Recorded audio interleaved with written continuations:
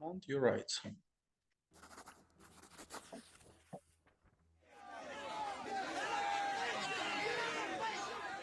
You cried out in support of Gaius Tempest's call for the law. You have the right to be heard and you have the right to ask. Your voice grows strongest when others joins you. The chant grows louder with every second. The law, the law. Inspired by the support of your fellow students and cadets, you move through the square and urge others to join you. Thomas walks by your side, waving his arms wildly, inciting others to shout along with you. The law! The law! You, Thomas, and other vocal students and cadets gather in the very center of the square. Academy officers are trying to shout you into submission and order you back into the procession. They are barely heard above your chant. Still, some submit and form back into the columns. But the impatient chant continues, and you are at the very heart of the chanting crowd.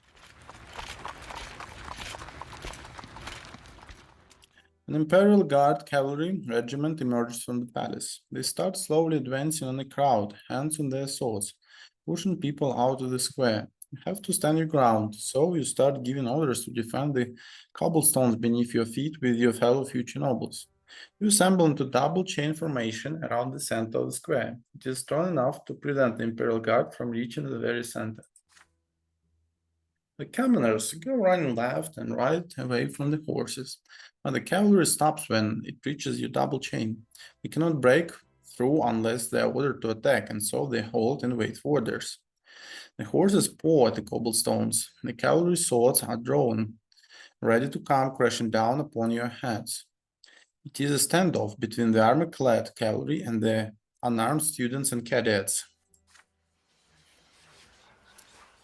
Emperor Eutha II appears on the balcony again, joined by his brother Gaius Tempest and heir to the throne Gerion Tempest. With a gesture, the emperor calls for attention. The square falls silent at the sight of the sovereign.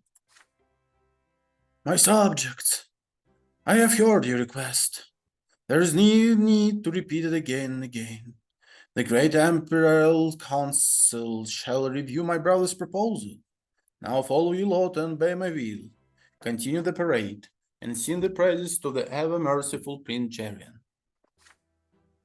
These words from the emperor are enough to quell the commotion in the square.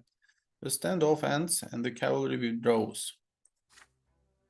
Well, look at that, old friend. We did it. We stood up for our noble right, and we won. That's the emperor's word.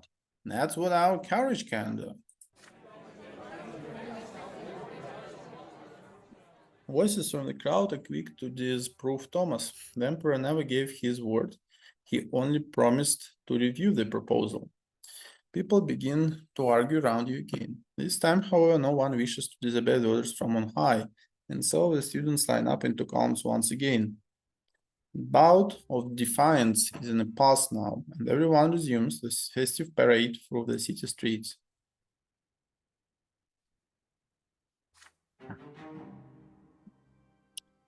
Glory to Emperor Uther! Glory to Prince Gerion!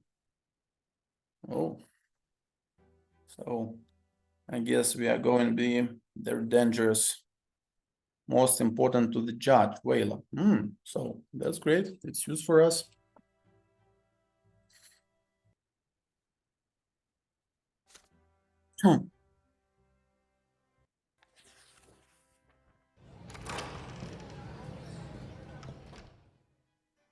Your studies at the college come easily to you. Only now do you realize the importance of all the lessons you had to endure as a child at father's expense. Month after month, you study the judge's trade down to the smallest details, growing more confident in your new calling with every lecture. But there is more to your education than the judge's trade and imperial law. You also learn manners and courtly etiquette and poetry and composition and even fencing. On some days, you go with Thomas to a deserted patch of land to practice with the sword. And finally, the day of your judge's exam comes. You send your test results to father, and he replies with an appointment to a judge's office at the prefecture of Magra. Now you have a new life and a new profession back home. You will return to your hometown as a judge.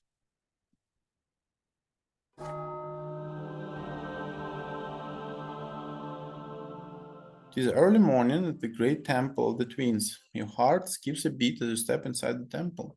It feels like the day from your childhood again. The priest is standing at the altar, and the temple is divided into two halves. But you're no longer a frightened little child anymore. You're now a grown man who is about to become a noble.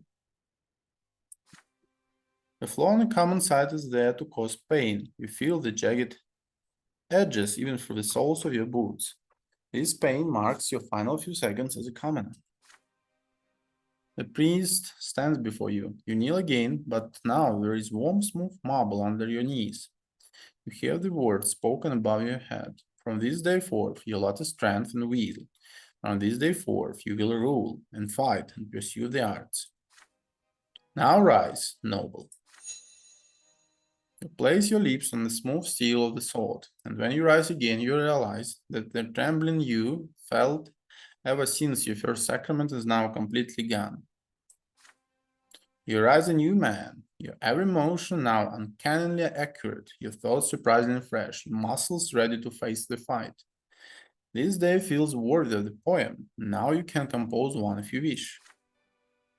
You touch your back. The mark of the lash from your previous sacrament is gone completely, erased forever. You hurry from the sacrament back to your room at the college. Your father's gift awaits you there, a sword. Your very own sword. Now, to celebrate. All college students are invited to the college tournament, then a body. The sword feels wonderful in your hand, a promise of the future victories.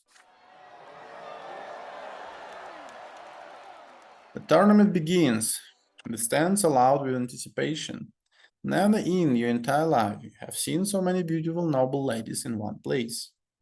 But there is only one who attracts everybody's attention, the raven-haired, black-eyed Octavia Milanides. The daughter to the Archduke of Magra has graced the tournament with a visit. She is wearing a dress of emerald green, her austere hairdo immaculate. She is surrounded by her ladies-in-waiting, all beauties in their own right.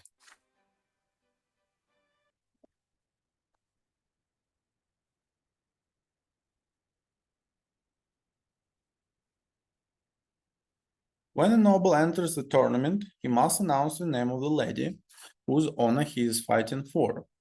Many shout the names of their loved ones in the stalls. You know that many would fight for Octavia Milanides, but the onus of responsibilities is too great.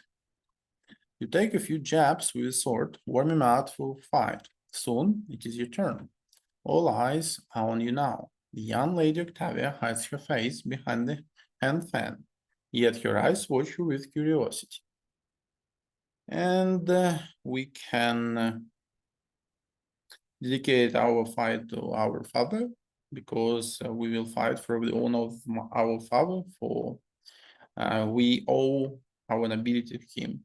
We can choose a lady of the court to fight for, like we choose a lesser known lady in waiting in stalls and fight in her honor, or we can fight in Octavia's name. You say you will fight for the honor of Octavia Milanides, because she remembers us. So, what will you choose?